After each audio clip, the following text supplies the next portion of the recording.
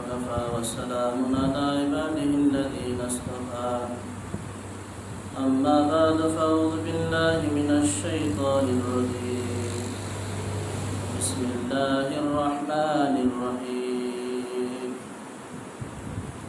وذكر فإن الذكرى تنفع المؤمنين وقال النبي صلى الله عليه وسلم أفضل الصيام بعد رمضان اللهم صل على سيدنا ونبينا وشفيعنا وحبيبنا ومولانا محمد صلى الله عليه وعلى آله وأصحابه وبارك وسلم الحمد لله আল্লাহ তাবারক ওয়া তাআলার দরবারে লাখো কোটি শুকর ও সুজুদ যে রব্বে কারীম আপনাকে আমাকে দুনিয়ার সমস্ত ঝামেলা থেকে ফারেক করে মুহররম মাসের প্রথম জুমায় হাজির হওয়ার তৌফিক দান করছে।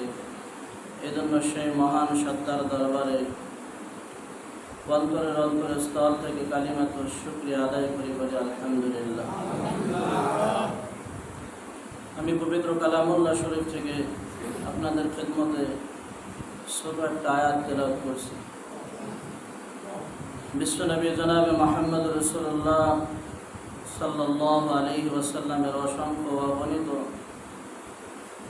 হাদিস শরীফ থেকে যে হাদিসগুলো সহিহ একটা হাদিসও তেলাওয়াত করছি। এই আয়াতকে সামনে রেখা, হাদিসকে সামনে রেখা নিজের ফায়দার জন্য, জাতির ফায়দার জন্য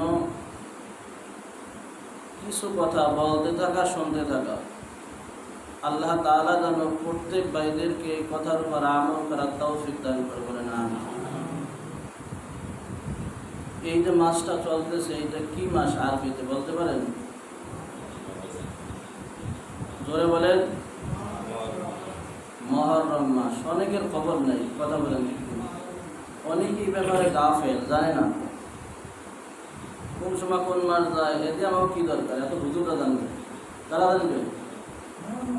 প্রত্যেকটি মুসলমান যে দাবি করে যে আমি মুসলমানের সন্তান, তো তার দরকার আরবি মাসটা গণনা হিসাবে রাখা। আমরা শুধু একটা মাসেরই হিসাব রেখে, শুধু রমজান মাস। কারণ ওই মাসে সবাই রোজা রাখে। কেউ জিজ্ঞাসা করলে বলো তো এখন আরবি কি মাস চলে? তো রমজান। কি চলে? রমজান মাস। বাকি 11 মাসের কোনো খবর নাই। আল্লাহ তাআলা এই আসমান, নবমণ্ডল, ভূমমণ্ডল যখন সৃষ্টি করছে, পৃথিবী যখন বানাইছে, আল্লাহ তাআলার কাছে 4টা মাস সবচেয়ে বেশি গুরুত্বপূর্ণ। বলেন না সুবহানাল্লাহ। সূরা তাওবার 136 নম্বর আয়াতের ভিতরে আল্লাহ তাআলা বলতেছে, আমি যখন এই আসমান জমিন সৃষ্টি করি, তখন থেকে নিয়ে আমার কাছে একটা গণনা আছে, হিসাব আছে, যে আমি কতদিন আমি এই পৃথিবীটা সৃষ্টি করছি। তা আল্লাহ জানেন না জানেন না? কথা বলেন, জানেন না জানেন না? অবশ্যই জানেন। তো আল্লাহ তাআলা বলছে আমার কাছে 4টা মাস বড় দামি। 4টা মাস দামি। একটা হলো সফর মাস, জিলকদ মাস, জিলহজ মাস, আর একটা হলো এই মুহররম মাস। বলেন না সুবহানাল্লাহ।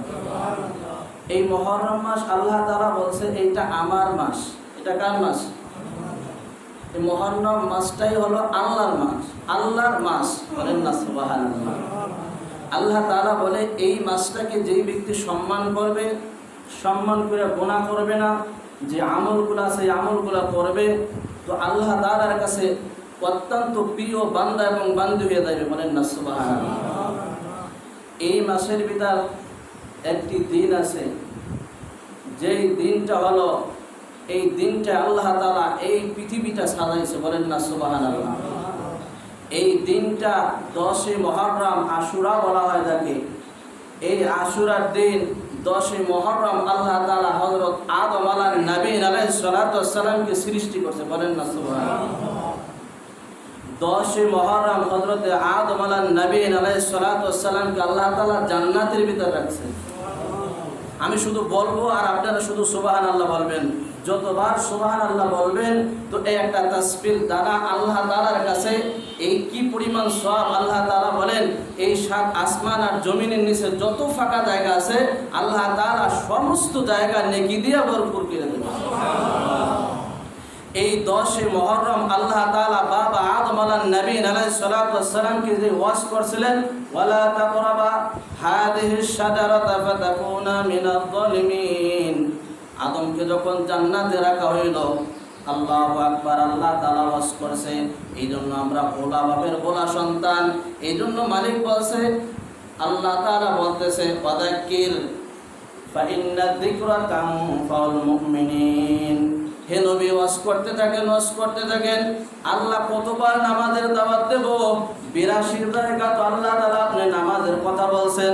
তো আল্লাহ যেরকম আল্লাহর হুকুম হতো সেই রকম কথা বলেন, ঠিক কিনা? এক জায়গা বললেই তো হইতো নামাজ ফরজ, তো ফরজ হইতো কি হইতো না? এক জায়গা না বইলা বিভিন্ন কায়দায় বিভিন্ন সূরাত আল্লাহ তাআলা কেন বলছেন যে নামাজ ফরজ? এক জায়গা বললেই তো হইতো, কথা বলেন ঠিক কিনা? তো আল্লাহ যেরকম বড় তার হুকুমত এরকম বড়, কথা বলেন ঠিক কিনা? এই জন্য তার হাবিবকে বলছে, হাবিব ওয়াযাক্কির ফাইন্না যিকরা তানফাউল মুমিনিন। এই কথাগুলো সবার জানা আছে, এরপর বারবার তাকরার করতেছে। এই জন্য আমরা ভোলা বাবের ভোলা সন্তান। মানুষের একটা খাসলাত আছে, যে খাসলাতটা হলো ভোলা খাসলাত। গত সপ্তাহে গত জুমায় আপনি কি আমল করছেন আপনি বলতে পারবেন না, পারবেন? কিন্তু 50 বছর আগে আপনি এমন একটা গুনার কাজ করছেন, এই গুনার কাজটা আপনার ব্রেনে বাসতে গেছে কি বাসতেছে না? এমন একটা অপরাধের কাজ করতেছেন, এই অপরাধটা বারবার চোখের সামনে বাসতেছে। এর কারণ কি জানেন? এর কারণ হলো মালিক বলতেছে তুমি তাওবা করো। কি করো? তুমি ওই যে গুনাহ করছো, এই গুনাহ থেকে তুমি তাওবা করে কবরে আসো, নইলে কিন্তু উপায় নাই। এই জন্য আমরা নেক আমল যখন করি আল্লাহ তাআলা এটা ভুলাই দেয়। এটা কি করে? এইটা অটোমেটিক ভুলাই দেয়, জানেই না, মনেই থাকে না। তো গুনার কাজটা বারবার কেন স্মরণ করাইলে? খবরদার খবরদার, কবর কিন্তু ভালো জায়গা না। কবর ভালো জায়গা? কবর বেশি একটা সুবিধাজনক জায়গা না। খবরদার সোজা হয়ে কবরে আইসো। মানুষের ভুল ভাঙ্গে 2 জায়গা, এক জায়গা হলো সফরে, আর এক জায়গা ভাঙ্গে কবরে। সফরে যায় যদি কেউ ভুল ভাঙ্গে তো সংশোধন হওয়ার জায়গা আছে না নাই? কিন্তু মাগার কবরে যায় যদি কেউ ধরা খাইয়া দেয়, ওই ব্যক্তি তো আর কোনো রাস্তা নাই, কোনো সুরাত নাই। আমার দুনিয়াতে আসবে আবার নেক আমল করে কবরে যাবে, এরকম সুরাত আছে? কোনো সিস্টেম নাই। এই জন্য নবীকে আল্লাহ তাআলা বলছে, ওয়াযাক্কির ফাইন্না যিকরা তানফাউল মুমিনিন। হে নবী আপনি ওয়াজ করতে থাকেন, ওদের দায়িত্ব আপনার আমি দিলাম। ইন্নাকা লা তাহদি মান আহবাবতা। তবে হেদায়েতের চাবি আমার কাছে। কার কাছে? হেদায়েত কার কাছে? হেদায়েত কোনো মানুষের কাছে না, কোনো নবীর কাছে আল্লাহ তাআলা হেদায়েত দেন নাই। একমাত্র আল্লাহ তাআলা নিজেই হেদায়েতের দায়িত্ব করেছে। যদি কোনো নবীকে আল্লাহ তাআলা হেদায়েতের দায়িত্ব দিয়ে দুনিয়ায় পাঠাইতেন, তাহলে তার চাচা সর্বপ্রথম ইসলাম ধর্ম গ্রহণ করে কবরে যাইত। কথা বলেন না? কিন্তু চাচা কি ইসলাম ধর্ম গ্রহণ করতে পারছে? শুধু কি তাই না, যে সময় মৃত্যুর সাথে সাজ্জিত মানুষ, একটা মানুষ যখন মৃত্যুবরণ হয়, এ কথা আপনার ওই দিন বুঝে আসবে। আমি বলতেছি, আমি ওই দিন টের পাবো। 40 দিন আগে, মৃত্যুর আগে সে বুঝতে পারে যে আমার দুনিয়ার আয়ু শেষ হয়ে যাইতেছে, আমি আস্তে আস্তে কবরের দিকে যাইব। কথা কান ঠিক কিনা? এই সবগুলো কথা কোরআনের আয়াত, সব রেফারেন্স দেওয়ার সময় আমার হাতে নাই। তদুস্তর বুজুর্গ যখন এই কবরে যাবে, 40 দিন আগে ওই মানুষটা টের পাবে যে আমি দুনিয়া থেকে আস্তে আস্তে আমি কবরের দিকে রওনা হইতেছে। কথা বলেন ঠিক কিনা? বুঝতে পারবে যে আমি দুনিয়াতে আর বেশি সময় থাকবো না, বেশি সময় লাস্টিং করবো না। আমার গন্তব্য সে কবরে, আমার কবরেই ডাকতেছে, কবরের কাছেই যাইতে হবে। এটা আপনিও টের পাবেন, আমিও টের পাবো। কথা কান ঠিক কিনা? এই জন্য বারবার আল্লাহ রসুলকে আল্লাহ তাআলা বলতেছে, আপনি বারবার ওই একই কথা বারবার তাকরার করেন, বারবার মস্ক করাই দেন, মানুষের জেহেনে পৌঁছাই দেন। এই শুধু পৌঁছানোর দায়িত্ব আপনার। হেদায়েতের মালিক আমি আল্লাহ তাআলা। বলেন সুবহানাল্লাহ। আবু তালেব এমন অবস্থা হয়ে গেছে, মৃত্যুর সময় ঘনায় আসছে, কয়েক সেকেন্ড বাকি আছে, এখনই আজরাইল ঘটতেছে, হাসপাতাল দিয়ে ঘটতেছে। শুধু হুকুম হবে, ইদা জাআজালুহুম লা ইস্তাখিরুনা সাআতা ওয়া লা ইস্তাকদিমুন। সাথে সাথে জানটা কবজ করে নিয়ে আল্লাহর কাছে চলে যাবে। তো এই সময় অবস্থায় দেখা দয়ার নবী জনাবে মুহাম্মদুর রাসূলুল্লাহ সাল্লাল্লাহু আলাইহি ওয়াসাল্লাম তার চাচার কানে দিয়ে বলতেছে, চাচা আমি তো আপনার ভাতিজা, আমার নাম নিতে বলতে তো আপনার লজ্জা হয়, আপনার ওই সেই মূর্তির পূজা, আগুনের পূজা করতে সমস্যা হয়, আপনার বাপ দাদার ধর্ম ছাড়তে সমস্যা হয়, শুধু বলেন লা ইলাহা ইল্লাল্লাহ, বাকি অংশ করার দরকার নাই। যে আমি যে মুহাম্মাদুর রাসূলুল্লাহ, বাকি অংশ কলেমা দিয়ে শেষ করছে আমার নাম দিয়া, আমার নাম পড়ার কোনো দরকার নাই, কোনো দরকার নাই। আপনি শুধু বলেন লা ইলাহা ইল্লাল্লাহ, আমি মুহাম্মদ বলতেছি, কিয়ামতের ময়দানে আল্লাহ তাআলার সাথে ঝগড়া কইরা হইল আমি আপনাকে জান্নাতে নিয়ে দেব। বলেন তো সুযোগ হয়েছিল?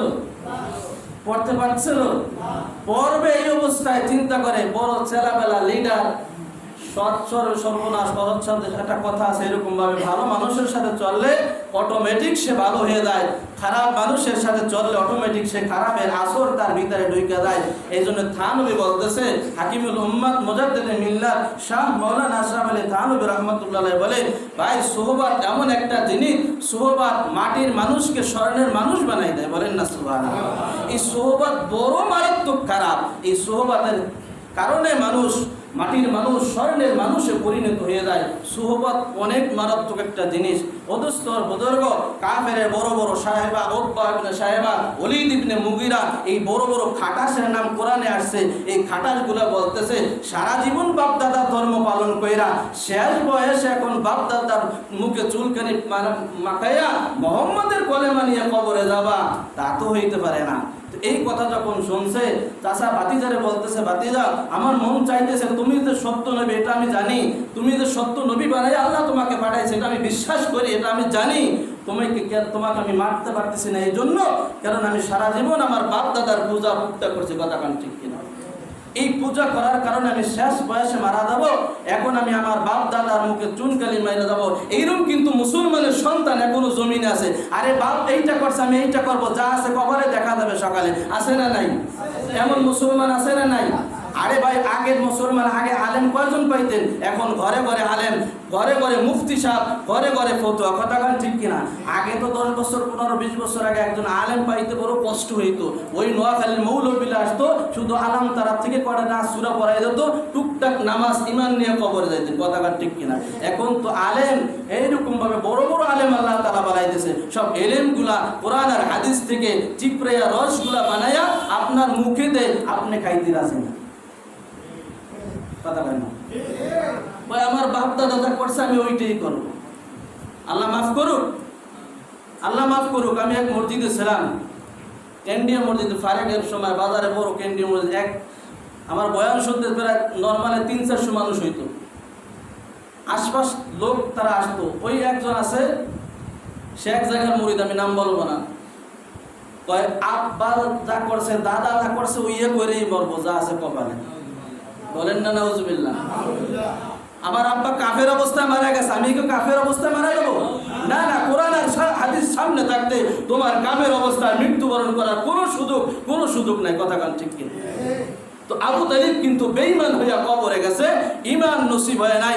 আল্লাহ রসুল এত কষ্ট করছে, আল্লাহ রসুলের জন্য জীবনটা উদ্ধার করে দিয়েছে, জীবন বিলীন করে দিয়েছে তার চাচা। কথা বলেন ঠিক কিনা?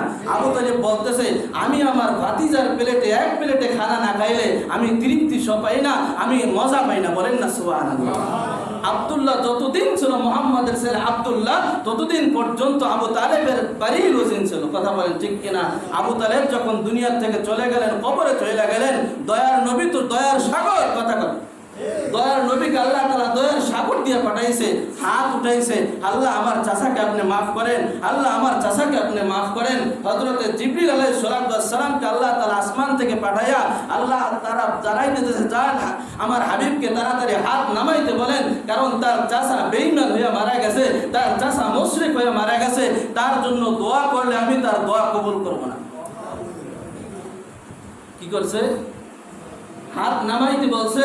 জিবরিল আলাইহিস সালাম জনাবে মুহাম্মদুর রাসূলুল্লাহ সাল্লাল্লাহু আলাইহি সাল্লাম তার কলিজার টুকরা চাচা বাপকে পায় না, সেই বাপের ভালোবাসা চাচার কাছে পাইছে, সেই চাচা বেদিন জাহান্নামী হয়ে যাইতেছে, এইটা রাসূলের মন মানতেছে না।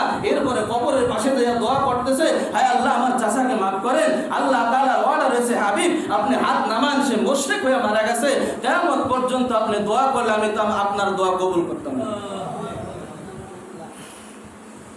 ভাই অনেক দামি কথা, চিন্তা ফিকির করার দরকার। যে তার চাচা হইয়া সারাটা জীবন তাকে ভালোবাসলো, মহব্বত করলো, জীবন জৈবন সব কিছু বিলীন করলো, মৃত্যুর পরে বেঈমান হইয়া মারা গেছে। এখন হাবিব দোয়া করতেছে, আসমানের মালিক দোয়া কবুল করতেছে না। কথা বলেন ঠিক কি? এই জন্য আল্লাহ তাআলা বলেন ইন্নাকা লা তাহদি মান আহবাবতা, হে নবী শুধু ওয়াজের দায়িত্ব আপনার, ওয়াযাক্কির ফাইন্না যিকরা তানফাউল মুমিনিন, আপনি শুধু জাতিকে ওয়াজের দ্বারা বুঝাবেন। আমিও ঠিক আপনাদের কাছে বুঝাইতেছি, বলতেছি, যদি মানেন তো ভালো, না মানেন আরো ভালো। আমি আলেম হিসাবে দরদ নিয়ে আমি আপনার কাছে কথাগুলো মেসেজ পৌঁছাইতেছি। ও দোস্ত বুজুর্গ, মানলে ভালো, না মানলে আরো ভালো। কিয়ামতের ময়দানে বলতে তো পারবেন না হুজুর এই বিষয়ে আলোচনা করে নাই, কথা কান ঠিক কিনা? নবীকে বলছে ওয়াযাক্কির ফাইন্না যিকরা তানফাউল মুমিনিন, হে নবী আপনি ওয়াজ করতে থাকেন, ওয়াজ করতে থাকেন। ওয়াজের দ্বারা কারা ফায়দা উপকৃত হবে? যারা মুমিন তারা ফায়দা পাবে, বলেন না সুবহানাল্লাহ। যারা মুমিন তাদেরকে অবশ্যই অবশ্যই ওয়াজের দ্বারা উপকৃত হইবে। তাই তো আজকে ওয়াজ শুনে মানুষ বেনামাজি হয়ে যায়, সুদ থেকে সুদ ঘুষ বাদ দিয়ে আজকে পাক্কা মুসলমান হয়ে কবরে যায়। কথা বলেন ঠিক কিনা? বলতেছিলাম দোস্তর বুজুর্গ, এই মাসটা হলো আশুরার মাস, মুহররম মাস, আল্লাহ তাআলার কাছে অত্যন্ত দামি মাস। এই মাসে আমরা কাটাকাটি, মারামারি, হানাহানি করব না, যুদ্ধ জিহাদ সব কিছু বন্ধ করে দেবো, গুনার কাছে করব না, মালিকের কাছে দোয়া করতে থাকবো। এই মাসে কিছু আমল আছে আমি বলবো ইনশাআল্লাহ। ও দোস্তর বুজুর্গ, এই দিনে 10ই মুহররম আল্লাহ তাআলা এই আসমান আর জমিন কি সৃষ্টি করছে।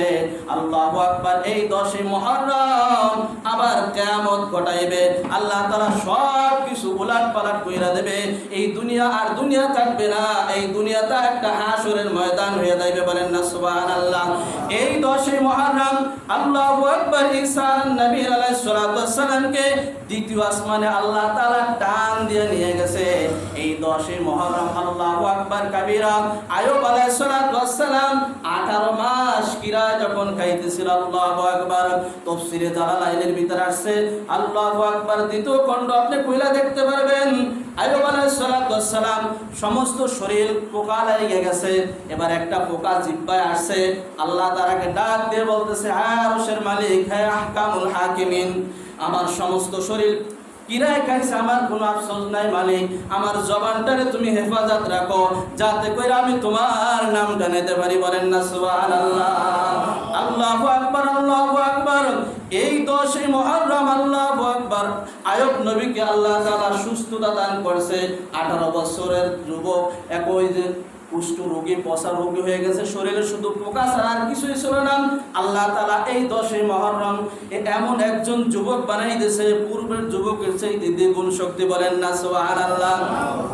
পয়গম্বর ইউনূস আলাইহিস সালাতু ওয়াস সালাম এই 10ই মুহররমে আল্লাহু আকবার মাছের পেট থেকে মুক্তি পাইছে। লা ইলাহা ইল্লা আনতা সুবহানাকা ইন্নী কুনতু মিনাজ জালিমিন। এইটা যখন নাকি পড়ছে, এই তাসবিহ পড়ছে, দেখি বিশাল মাছ, আর মাছের পেটের ভিতর আমি আইয়ুব ঢুকে গেলাম। আর আমি ঢুকে গেলাম, কিভাবে আমি এখান থেকে বের হব? এই তাসবিহ যত সময় না পড়ব তত সময় পর্যন্ত মাছের পেটের থেকে আমি বাইরে হওয়ার কোনো সুযোগ আর রাস্তা নাই। যখন এই তাসবিহ পড়তে চলল, আল্লাহু আকবার, আল্লাহ তাআলা ওই পয়গম্বরকে ওই মাছের পেটের থেকে বের করে দিয়েছে 10ই মুহররম, বলেন না সুবহানাল্লাহ। ও দোস্তর বুজুর্গ, সব রিফারেন্স দেওয়ার সময় নাই। এই দিনে আল্লাহ তাআলা বড় বড় 100টা ঘটনা ঘটাইছে। আল্লাহু আকবার। সমস্ত ঘটনাগুলো কোরআন আর হাদিস দ্বারা সাবেত, এইগুলা সব কিছু সত্য। যত পয়গম্বর, যত নবী, যত ভালো কাজ করছে আল্লাহ তাআলা এই 10ই মুহররমে করছে। আল্লাহু আকবার। এই 10ই মুহররম জনাবে মুহাম্মদুর রাসূলুল্লাহ সাল্লাল্লাহু আলাইহি ওয়াসাল্লাম মক্কা থেকে মদিনায় হিজরত করতে যাইতেছে। কোথায় যাইতেছে বলেন? আমার সাথে কথা বলেন, কোথায় হিজরত? মক্কা থেকে মদিনায় যখন হিজরত করতেছেন, আল্লাহু আকবার, ইহুদিরা রোজা রাখতেছে। কি রাখতেছে বলেন? আল্লাহর পয়গম্বর জনাবে মুহাম্মদুর রাসূলুল্লাহ সাল্লাল্লাহু আলাইহি ওয়াসাল্লাম জানতে চাইলেন, হে ভাই ইহুদিরা, তোমরা কি কারণে রোজা রাখছো? কি কারণে আজকে রোজা রাখছো? কি কারণে বলুন ভাই, কারণটা কি পয়গম্বর আপনি কি জানেন না? আল্লাহু আকবার। মুসা নবী আলাইহিস সালাতু ওয়াস সালাম, আল্লাহ তাআলা তাকে তাওহীদ আর একত্ববাদ দিয়া তাকে দুনিয়ায় পাঠাইছে। দুনিয়ায় কোরআন হাদিস দিয়ে অপারেশন করছে। এই কাফেরের বাচ্চারা তা মানতে পারে না, এইগুলা মানতে পারে না। এই জন্য মুসা পয়গম্বরকে ধাওয়া করছে ফেরাউন দলবল নিয়া। আল্লাহু আকবার। বেদিন কাফের যারা, তাদেরকে আল্লাহ তাআলা এত ক্ষমতা এত শক্তি দিয়েছে।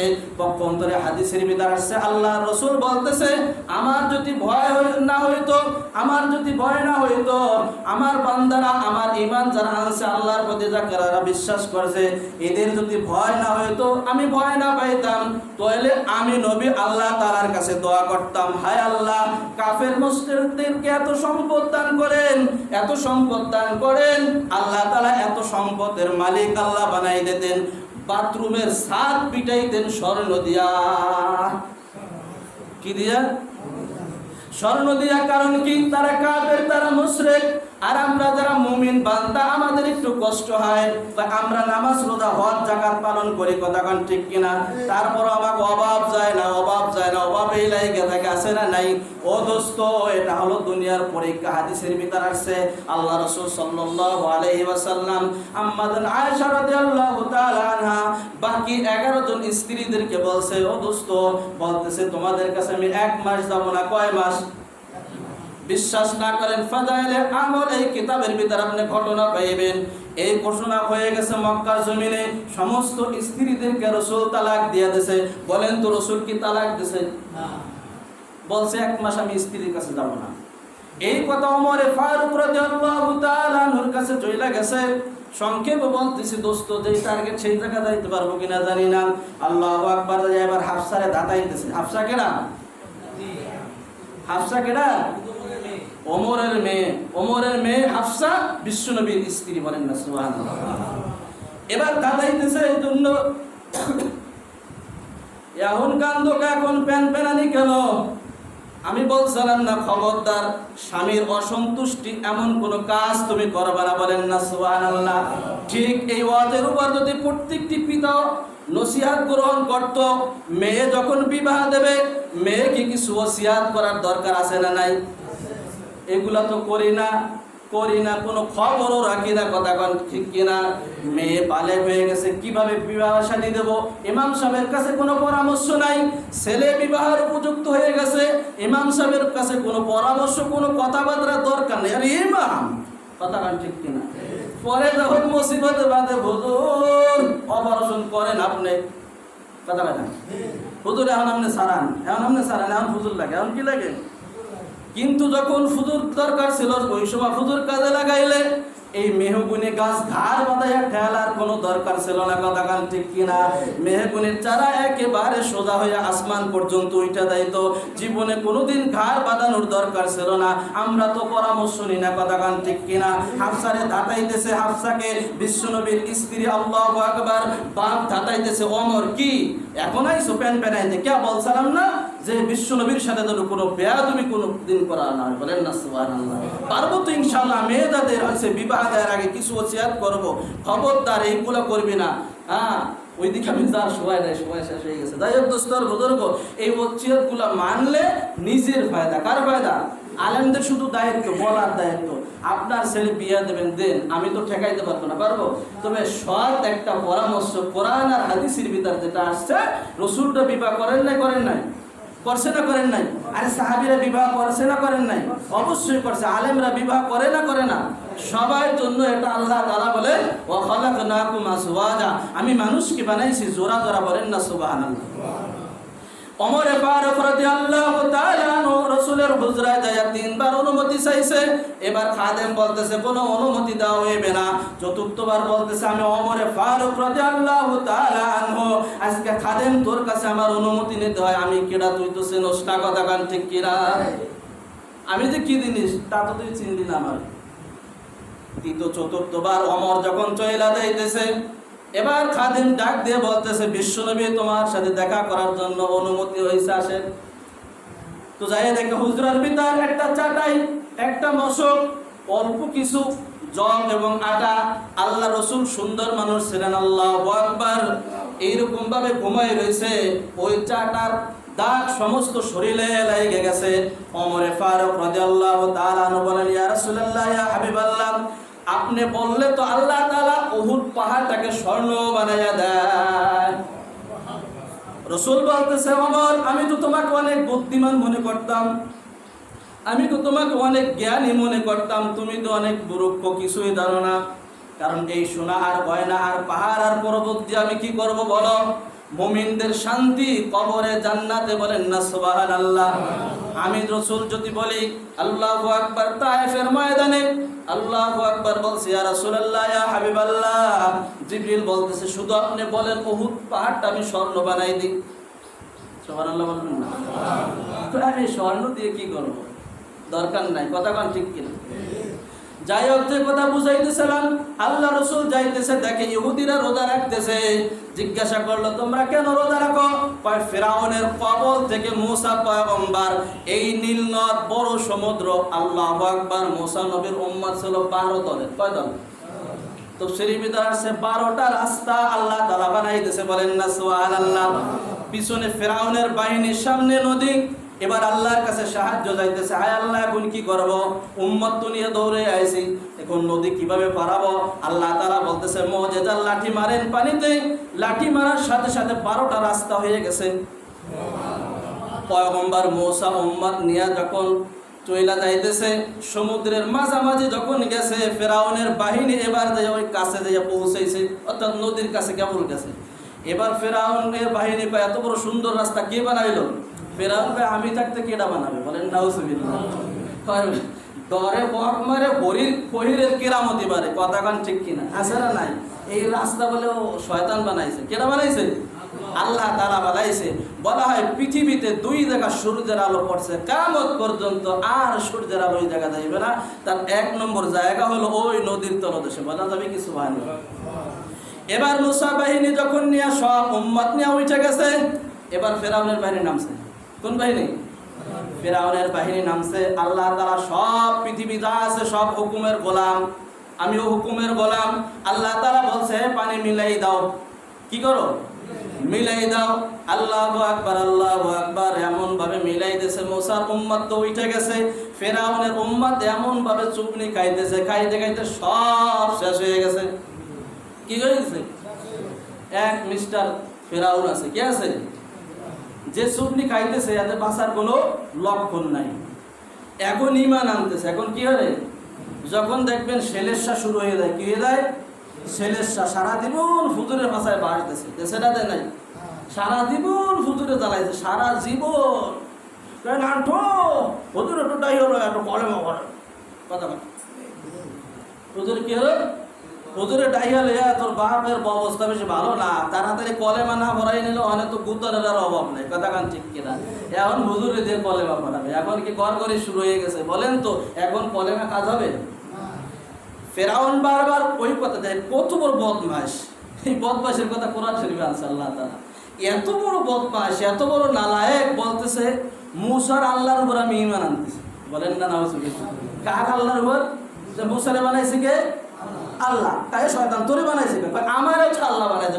আল্লাহ তোমার উপর আমি ঈমান আনতেছি, এই কথা বলা যায় না? কয় না, মুসা যেই আল্লাহর উপর ঈমান আনছে, ওই আল্লাহর উপরে আমি ঈমান আনতেছি। আল্লাহ তাআলা জিবরিলকে বলে, জিবরিল যাও একটু কাদা মাটি নিয়ে ওর মুখটা প্লাস্টার করে দাও। কি করে দাও? কারণ আল্লাহ এখন সময় হয়েছে তোমার ঈমান আনার। কাল্লা, কখনো না, কথা কান ঠিক কিনা? এই ঈমান মালিকের দ্বারে কোনো গ্রহণযোগ্য না। এই জন্য যুবক বয়সের ঈমানের বড় দাম। বলেন না সুবহানাল্লাহ। ওই বুড়া বয়সে ঠুক ঠুক করে মসজিদে আসবেন, ও রুকুতে যাবেন, পাত বাইরেই যাবে, নামাজে যাবেন, অজু নাই, কথা কান ঠিক কিনা? এই নামাজের কোনো দামই নাই। যুবক বয়সের ইবাদত, প্রত্যেকটি নবীকে আল্লাহ তাআলা যুবক বয়সে নবী বানাইছে। বলেন না সুবহানাল্লাহ। প্রত্যেকটি সাহাবী যারা ছিল যুবক বয়সে ইবাদত করছে। যুবক বাঁচতে যদি চাও এই বয়সে ইবাদত করো। তোমার চাচা 90 বছর বাঁচছে, তুমি 90 বছর বাঁচবা, আর কি গ্যারান্টি আছে? কোনো গ্যারান্টি আছে? কোনো গ্যারান্টি নাই। যাই হোক, কথা লম্বা হয়ে যাইতেছে, সময় শেষ হয়ে যাইতেছে। এই কবল থেকে আল্লাহ তাআলা বাঁচাইলো, মুসা নবীর উম্মতকে পার করে দিল, ফিরাউনের বাহিনী সব ধ্বংস করে দিল। এই শুকরিয়া করার জন্য আমরা একটা রোজা রাখি। বলা যাবে কি সুবহানাল্লাহ? আল্লাহর নবী বলতেছেন, হে ইহুদিরা, মুসা যেহেতু আমার ভাই। মুসা কার ভাই? আল্লাহ রসুলের ভাই আমার কাছাকাছি, যেহেতু আল্লাহ তাআলা এত বড় একটা মুজিজা দেখাই দিয়েছে, এত বড় একটা পরীক্ষা সম্মুখ থেকে আল্লাহ তাআলা বিজয় লাভ করছে, যাও আমি হাবিবে কিবরিয়া জনাবে মুহাম্মদ রাসূলুল্লাহ সাল্লাল্লাহু আলাইহি ওয়াসাল্লাম এই বছর একটা রোজা রাখবো, আগামী বছর থেকে যতদিন আমি হায়াত পাবো 2টা রোজা রাখবো। বলেন না সুবহানাল্লাহ। রসুল জিন্দিগিতে যতদিন মুহররম পাইছে 2টা রোজা রাখছে, সাহাবী যারা তারাও 2টা রাখছে।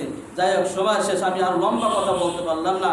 এই নূহ পয়গম্বরকে আল্লাহ তাআলা ওই আকাশের বৃষ্টি জমিনের পানি থেকে ওই দিন কিন্তু হেফাজত করছিলেন। এই জাহাজ যায়া ফিরছিল জুটি পাহাড়ের কাছে, কথা কোন ঠিক কিনা? সেই দিনটাও ছিল আশুরা দিন, 10ই মুহররম। বলেন না সুবহানাল্লাহ। আমার ওয়াজের দ্বারা বুঝাইতে চাইলাম এইটা, আল্লাহ রাসূল বলে মান সামা রমাদান ঈমানান ইহতিসাবান। আল্লাহ রাসূল সাল্লাল্লাহু আলাইহি সাল্লাম হাদিসের ভিতর ফরমাই দিয়েছে, যে হাদিসটা আমি শুরুতে খুতবায় বলছি, আফজলুস সিয়ামি রমাদান। আল্লাহ তাআলা কিন্তু সর্বপ্রথম এই আশুরা রোজাকে ফরজ করছিলেন। কি করছিলেন? ওই সময় রমজান মাস ছিল না। ওই সময় কি ছিল না? রমজান ছিল না। রমজান না থাকায় এইটা ফরজ হয়ে গেছিল। এখন রমজান এসে গেছে, রমজানেরটা আল্লাহ ফরজ করছেন, এইটা আল্লাহ তাআলা নফল করছেন। তবে যারা রোজা রাখবে এই আশুরার 10 তারিখ বাংলা পড়তেছে মঙ্গল এবং বুধবার, যারা রাখবে 2টা রোজা। কয়টা রোজা? 9 এবং 10, অথবা 10 এবং 11। তো সবচেয়ে উত্তম হলো 9 এবং 10, মঙ্গল এবং বুধবার। এই যে আগামী মঙ্গল আসতেছে না এই সপ্তাহের ভিতর, আজ তো শুক্রবার, মঙ্গল এবং বুধ 2টা রোজা যারা রাখবে, রসুল বলতেছে হাদিসের রেফারেন্সে, যে 1 বছরের গুনাহ খাতা আল্লাহ তাআলা মাফ করে। বলেন না সুবহানাল্লাহ। 1 বছর নফল রোজা রাখার সওয়াব তার আমলনামায় দান করে। বলেন সুবহানাল্লাহ। যাই হোক, আমি লম্বা করে আলোচনা আসলে ওই দিকে আমি যাইতে পারলাম না, সময় শেষ। তো এই মাসের ফজিলত হইল মুহররমের 2টা রোজা রাখা। কয়টা রোজা রাখা? পারবো তো ইনশাআল্লাহ? ইনশাআল্লাহ। কারণ কেন রোজা রাখবো না ভাই? আমার আল্লাহ সারাটা জীবন রোজা। বলেন না সুবহানাল্লাহ। আল্লাহ সারা জীবন রোজা না? না সকালবেলা আপনাকে মাথার উপর দিয়ে পরাটা খাইছে নাকি? কেন? আমার আল্লাহ সারাটা জীবন রোজা। এই রোজার দ্বারা কি হবে? আল্লাহ তাআলা ঢাল বানাই দেবে। কি বানাবে? ঢাল বানাই দেবে। যুদ্ধে গেলে ঢালের দরকার আছে না নাই? নইলে তো আমি কোনো কাজই করতে পারবো না। এই রোজা নামাজ দ্বারা আল্লাহ তাআলা ওই জান্নাতের সম্মান আল্লাহ তাআলা দান করবেন। সকলে বলেন আমিন। जो कुछ हातेरी করুন সিহা যা কিছু ইনশাআল্লাহ পক্ষ থেকে হয়েছে, যা কিছু বললাম আল্লাহ তাআলা সকল ভাইদেরকে আমল করার তৌফিক দান করুন।